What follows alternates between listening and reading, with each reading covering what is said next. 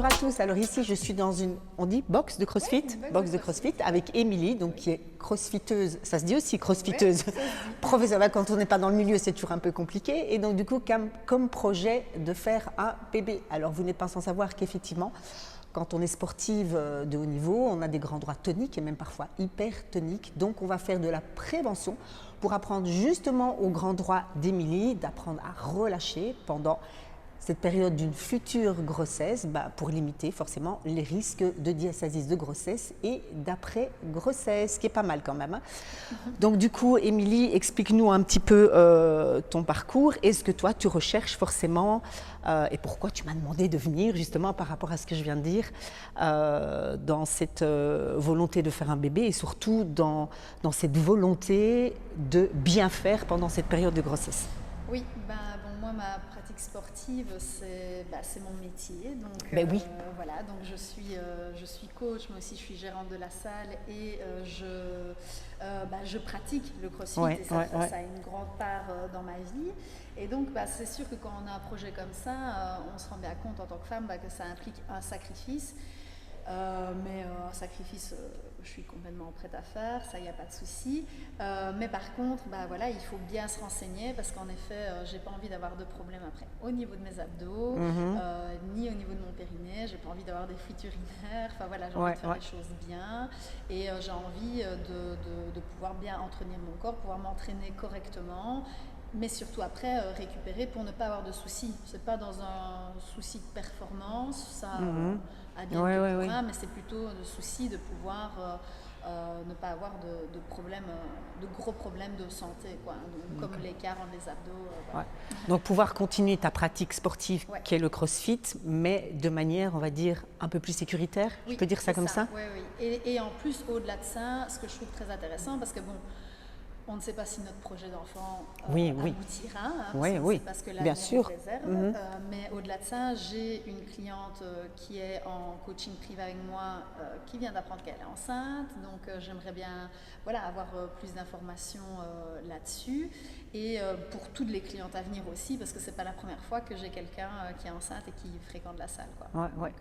Parce que du coup, c'est vrai, comme on le dit toujours, il est important de continuer à avoir une pratique sportive pendant la grossesse et on ne peut pas refuser une crossfiteuse et lui dire, maintenant, t'arrêtes ta pratique sportive. Donc, on essaye de continuer parce qu'Émilie, quand même, est une sportive de haut niveau, donc ce serait dommage pour elle et d'autant plus ça aura un impact sur ton aspect au niveau psychologique, on va dire, d'arrêter. Donc, c'est lui donner la possibilité de continuer sa pratique sportive, mais en lui donnant les clés, en tout cas qui vont lui permettre de préserver au mieux, en tout cas, et de travailler au mieux pour éviter cet écartement des grands droits et surtout au niveau du périnée et ne pas se retrouver avec des gros problèmes en postnatal. Mais je trouve ça super intéressant, en fait. Tu vois, on en parlait tout à l'heure, ton approche et le fait de te dire, je prends conscience effectivement que j'ai envie de continuer mon sport, mais je prends conscience que j'ai vraiment ce projet de faire un bébé, mais pas n'importe comment et je ne veux pas faire n'importe comment. Moi, je trouve ça super intéressant. C'est très... Non, et puis surtout, avec... je sais que j'ai quand même un certain physique. J'ai des grands droits qui, de par ma pratique, sont quand même fort proéminents. J'ai quand même ce qu'on appelle un peu le six-pack, quoi. Quand même un peu. Quand même un peu. Non, j'en suis fière. C'est très bien. Mais donc, je sais et je me dis, mais...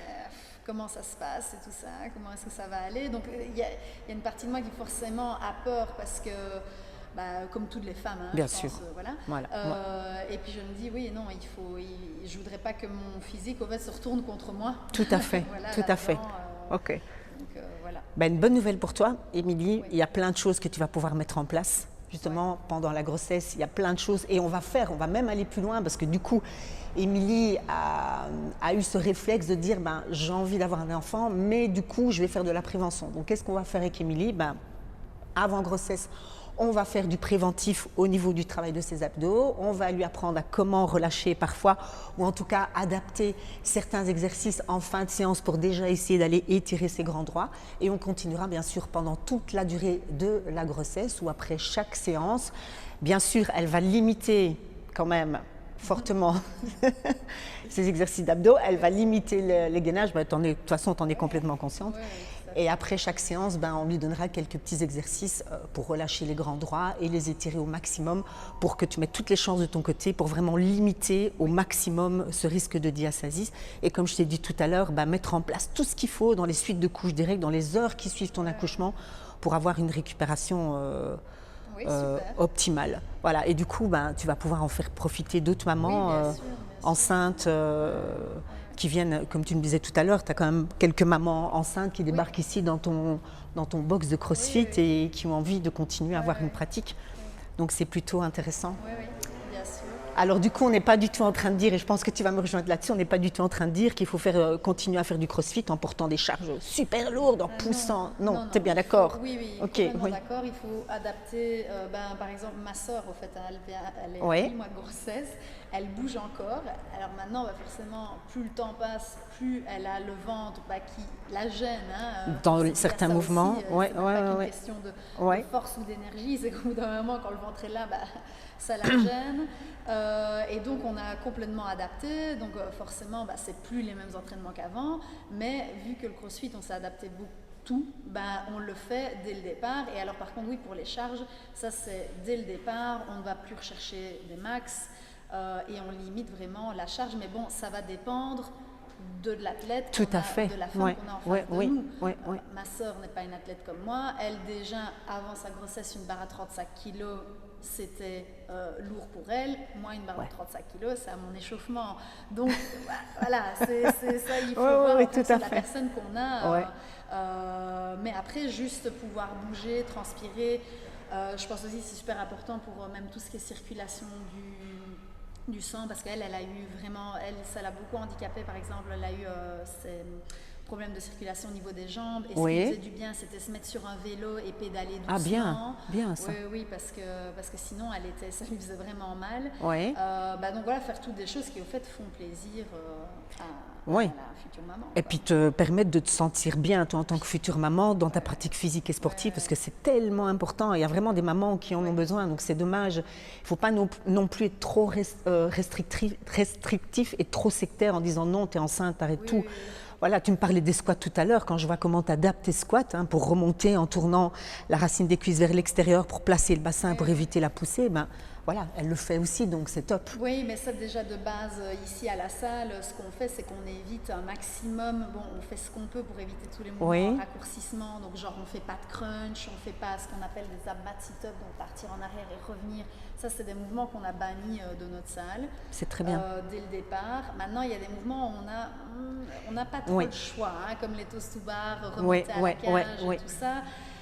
On essaie de faire travailler un maximum en conscientisant les gens et voilà, mais bon après quand parfois le mouvement est là, ce sont des mouvements qu'on ne sait pas éviter et donc voilà, mais par contre comme pour tout le monde, on adapte quoi. C'est très bien, c'est super. C'est super, donc bien sûr, continuez à avoir une activité physique et sportive pendant votre grossesse. Si vous faites du CrossFit, comme Émilie, vous essayez d'être bien encadré par des coachs qui vont vous donner les bons conseils. Vous arrêtez forcément de renforcer vos grands droits, et notamment tout à l'heure on parlait des fameux gainages. Évidemment, pour vous, c'est peut-être parfois un peu dur d'arrêter, mais vous essayez vraiment de limiter parce qu'au plus vous allez travailler vos abdos et les renforcer, surtout les grands droits, et votre gainage, vous les renforcez pendant la grossesse. Donc du coup, ils ne vont pas pouvoir trouver ces 15 cm entre le 5e et le 7e mois.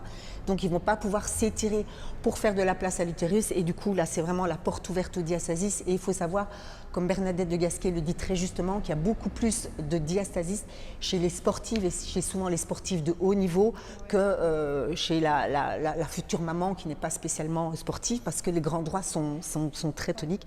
Et du coup, c'est vraiment ta peur chez toi, ta crainte. Mais ne te tracasse pas, on va faire ce qu'il faut avant, pendant et juste après, on fera.